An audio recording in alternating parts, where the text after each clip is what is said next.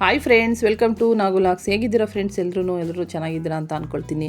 ನಾನು ಇವತ್ತು easy and ಕ್ವಿಕ್ಕಾಗೆ ಬೇಗ ಮಾಡ್ಬೋದು ಮೊಟ್ಟೆ ಸಾರು. ಅದನ್ನು ಹೇಗೆ ಮಾಡೋದು ಅನ್ನೋದನ್ನ ತೋರಿಸ್ತೀನಿ ಬನ್ನಿ. ನೋಡಿ, ಮೊದಲು ಒಂದು ಚಿಕ್ಕ ಜಾರ್ಗೆ ಒಂದು ಈರುಳ್ಳಿ ಒಂದು ಬೆಳ್ಳುಳ್ಳಿ ಹಾಕಿ ಪೇಸ್ಟ್ ಮಾಡ್ಕೊಂಡಿದ್ದೀನಿ. ಇದು ಪೇಸ್ಟ್ ಮಾಡ್ಕೊಂಡಾದ್ಮೇಲೆ ಮತ್ತು ಅದೇ ಜಾರ್ಗೆ ಮಿಕ್ಸಿ ಜಾರ್ಗೆ ನಾನಿಲ್ಲಿ ಒಂದು ಸ್ವಲ್ಪ ಚಕ್ಕೆ, ಒಂದು 4 ಲವಂಗ ಮತ್ತು ಸ್ವಲ್ಪ ಹಸಿ ಶುಂಠಿ, ಒಂದು ಟೊಮೊಟೊ ಮತ್ತು ಸ್ವಲ್ಪ ಒಂದು 2 ಟೇಬಲ್ ಸ್ಪೂನಷ್ಟು ಹಸಿ ತೆಂಗಿನ ತುರಿ, ಸ್ವಲ್ಪ ಹುರ್ಗಡ್ಲೆ ಮತ್ತು ಕೊತ್ತಂಬರಿ ಸೊಪ್ಪು ಇಷ್ಟನ್ನು ಹಾಕಿ ಸ್ವಲ್ಪ ನೀರು ಹಾಕಿ ನುಣ್ಣಗೆ ರುಬ್ಕೊಂಡಿದ್ದಾದಮೇಲೆ ಅದಕ್ಕೇ 2 ಟೇಬಲ್ ಸ್ಪೂನು ಮನೇಲೇ ಮಾಡಿದಂಥ ಸಾಂಬಾರು ಪುಡಿ ಇದನ್ನು ಹಾಕ್ಕೊಂಡು ಒಂದು ಸತಿ ಗ್ರೈಂಡ್ ಮಾಡ್ಕೊಳ್ಳೋಣ. ಇದು ನಾನು ಮನೇಲೇ ಮಾಡಿರೋ ಸಾಂಬಾರು ಪುಡಿ. ಇದನ್ನು ಒಂದು ಸರಿ ಯಾವಾಗಲಾದ್ರೂ ಹೇಗೆ ಪುಡಿ ಮಾಡ್ಕೊಳ್ಳೋದನ್ನ ಅದನ್ನು ಕೂಡ ಒಂದು ಸರಿ ಹಾಕ್ತೀನಿ ವಿಡಿಯೋ. ರುಬ್ಬಿದಾದಮೇಲೆ ಒಂದು ಬಾಣಲೆಗೆ 2 ಟೇಬಲ್ ಸ್ಪೂನ್ ಎಣ್ಣೆ ಹಾಕಿ ಅದು ಬಿಸಿ ಆದಮೇಲೆ ರುಬ್ಬಿಟ್ಕೊಂಡಿದ್ದಂಥ ಬೆಳ್ಳುಳ್ಳಿ ಮತ್ತು ಈರುಳ್ಳಿ ಪೇಸ್ಟ್ನ ಹಾಕಿ ಫ್ರೈ ಮಾಡ್ಕೊಳ್ಳೋಣ ಸ್ವಲ್ಪ. ಮತ್ತು ಅದಕ್ಕೆ ಒಂದು ಅರ್ಧ ಅಡುಗೆ ಅರಿಶಿಣ ಹಾಕಿ ಫ್ರೈ ಮಾಡ್ಕೊಳ್ಳೋಣ. ಸ್ವಲ್ಪ ಎಣ್ಣೆಯಲ್ಲಿ ಫ್ರೈ ಆಗಲಿ. ಇದು ಫ್ರೈ ಆದಮೇಲೆ ರುಬ್ಬಿಟ್ಕೊಂಡಿದ್ದಂಥ ಮಸಾಲೆನ ಹಾಕಿ ಅದನ್ನು ಎಣ್ಣೆಯಲ್ಲಿ ಸ್ವಲ್ಪ ಫ್ರೈ ಆಗಲಿ, ಹಸಿ ವಾಸನೆ ಹೋಗೋರು. ಏಕೆಂದರೆ ನಾವೇನು ಅದನ್ನು ಫ್ರೈ ಮಾಡಿರೋದಿಲ್ಲ. ಹಸಿ ವಾಸನೆ ಹೋಗೋರ್ಗೆ ಸ್ವಲ್ಪ ಎಣ್ಣೆಯಲ್ಲಿ ಹಾಗೆ ಫ್ರೈ ಮಾಡೋಣ. ಫ್ರೈ ಆಗಲಿ, ಸ್ವಲ್ಪ ಕುದೀಲಿ. ನೋಡಿ, ಇದೆಲ್ಲ ಸ್ವಲ್ಪ ಎಣ್ಣೆಯಲ್ಲಿ ಫ್ರೈ ಆದಮೇಲೆ ನಮಗೆ ಅದು ಎಷ್ಟು ಇದು ಬೇಕೋ ಅಷ್ಟು ನೋಡ್ಕೊಂಡು ನೀರನ್ನ, ನಮಗೆ ಸಾಂಬಾರು ಯಾವ ಅಳತೆಯಲ್ಲಿ ಬೇಕೋ ಅಷ್ಟು ನೋಡ್ಕೊಂಡು ನೀರನ್ನ ಸೇರಿಸ್ಕೊಂಡು ಬೇಯಿಸೋಣ. ನೋಡಿ, ಕುದಿಸೋಣ. ಸಾಂಬಾರು ಕುದೀತಾ ಇದೆ ಈಗ.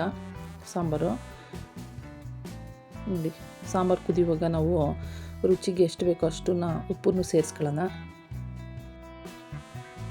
ನೋಡಿ, ಕುದೀತಾ ಇರಲಿ ಸಾಂಬಾರು ಚೆನ್ನಾಗಿ ಕುದ್ದು ಆದಮೇಲೆ ಈಗ ನಾವು ಅದನ್ನು ಕಡಿಮೆ ಊರಿನಲ್ಲಿ ಇಟ್ಕೋಬೇಕು. ಕಡಿಮೆ ಊರಿನಲ್ಲಿ ಇಟ್ಕೊಂಡು ನೋಡಿ, ಈ ಥರ ಒಂದೊಂದಾಗಿ ಮೊಟ್ಟೆನ ಒಡೆದು ಬಿಟ್ಕೋಬೇಕು. ಒಂದ್ರ ಮೇಲೊಂದು ಬಿಡಬಾರ್ದು, ಪಕ್ಕಕ್ಕೆ ಇಟ್ಕೋಬೇಕು. ಅಕಸ್ಮಾತ್ ಈ ಥರ ಒಡೆದು ಬಿಡೋಕ್ಕಾಗೋದಿಲ್ಲ ಅನ್ನೋರು ಒಂದು ಕಪ್ಗೆ ಒಡೆದು ಬಿಟ್ಕೊಂಡು ಅದನ್ನು ನಿಧಾನಕ್ಕೆ ನೋಡಿ ಈ ಥರ ಪಕ್ಕಕ್ಕೆ ಒಂದೊಂದಾಗಿಯೇ ಈ ಥರ ಒಂದು ಕಪ್ಪಿಗೆ ಹಾಕ್ಕೊಂಡು ಬಿಟ್ಕೋಬೋದು. ಈ ಥರ ನೋಡಿ, ಈ ಥರ ಒಡೆದ್ಬಿಟ್ಟು ಹಾಗೆ ಡೈರೆಕ್ಟ್ ಒಡೆದು ಬಿಡೋಕ್ಕೆ ಬರಲ್ಲ ಅನ್ನೋರು ಈ ಥರ ಬಿಡ್ಬೋದು. ನೋಡಿ, ಮೇಲ್ಗಡೆ ಸ್ವಲ್ಪ ಪುಡಿ ಉಪ್ಪು ಉದುರಿಸ್ಬಿಟ್ಟು ಕಡಿಮೆ ಊರಿನಲ್ಲೇ ಇರಲಿ. ಊರಿ ಜಾಸ್ತಿ ಮಾಡೋಕ್ಕೆ ಬೇಡ. ಈಗ ಮುಚ್ಚಿ ಒಂದು 2 ರಿಂದ 3 ನಿಮಿಷ ಕಡಿಮೆ ಊರಿನಲ್ಲೇ ಬೇಯಲಿ. ಅದು ಆಗ ನಿಧಾನಕ್ಕೆ ಕಡಿಮೆ ಊರಿನಲ್ಲೇ ಬೆಂದು ಮೊಟ್ಟೆ ಎಲ್ಲ ನೀಟಾಗಿ ಬೇಯ್ಕೊಳ್ಳುತ್ತೆ. ತುಂಬ ಟೇಸ್ಟಿಯಾಗಿ ತುಂಬ ಚೆನ್ನಾಗಿರುತ್ತೆ. ತುಂಬ ಕ್ವಿಕ್ಕಾಗೆ 5 ರಿಂದ 10 ನಿಮಿಷದೊಳಗಡೆ ಈ ಸಾಂಬಾರು ರೆಡಿ ಮಾಡ್ಕೋಬೋದು ಫ್ರೆಂಡ್ಸ್. ತುಂಬ ಈಸಿಯಾಗಿ ಮಾಡ್ಕೋಬೋದು. ನೋಡಿ, ನೀವು ಒಂದು ಸತಿ ಮಾಡಿ ಟ್ರೈ ಮಾಡಿ ನೋಡಿ. ಈಗ ನೋಡಿ, ಆ ಥರ ಮೊಟ್ಟೆ ಹೀಗೆ ಕೆಲವು ಟೈಮು ಅವೇ ಮೇಲ್ಗಡೆ ಬಂದುಬಿಟ್ಟಿರ್ತವೆ ತೇಳ್ಕೊಂಡು, ಕೆಲವು ಟೈಮ್ ಈ ಥರ ಕಚ್ಕೊಂಡಿರ್ತವೆ. ಒಂದು ಸೌಟಲ್ಲಿ ಈ ಥರ ಮಾಡಿದರೆ ಹಾಗೆ ಮೇಲ್ಗಡೆ ಬರುತ್ತವೆ, ಏನೂ ಇಲ್ಲ. ನೋಡಿ ಎಷ್ಟು ಚೆನ್ನಾಗವೆ. ಏನೂ ಅದು ಕಲಿಸ್ಕೊಂಡಿರೋದು ಏನೂ ಆಗಿಲ್ಲ. ನೀಟಾಗಿ ಎಷ್ಟು ಚೆನ್ನಾಗವೆ. ಒಂದು ಸತಿ ಟ್ರೈ ಮಾಡಿ. ನೋಡಿ, ಈ ರೆಸಿಪಿ ಇಷ್ಟ ಆಗಿದ್ದರೆ ಒಂದು ಲೈಕ್ ಮಾಡಿ, ಶೇರ್ ಮಾಡಿ. ಮತ್ತು ಇನ್ನು ಯಾರನ್ನ ಚಾನಲ್ನ ಸಬ್ಸ್ಕ್ರೈಬ್ ಮಾಡ್ಕೊಂಡಿಲ್ಲ ಸಬ್ಸ್ಕ್ರೈಬ್ ಮಾಡ್ಕೊಂಡು ನೋಡಿ.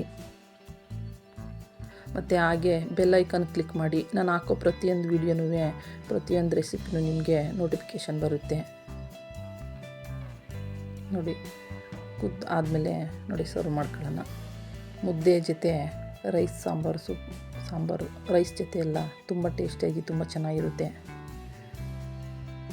ಬಿಸಿ ಮುದ್ದೆ ಮಾಡ್ಕೊಂಡ್ರೆ ಸೂಪರಾಗಿರುತ್ತೆ ಫ್ರೆಂಡ್ಸ್. ನೋಡಿ, ಟ್ರೈ ಮಾಡಿ ಒಂದು ಸತಿ.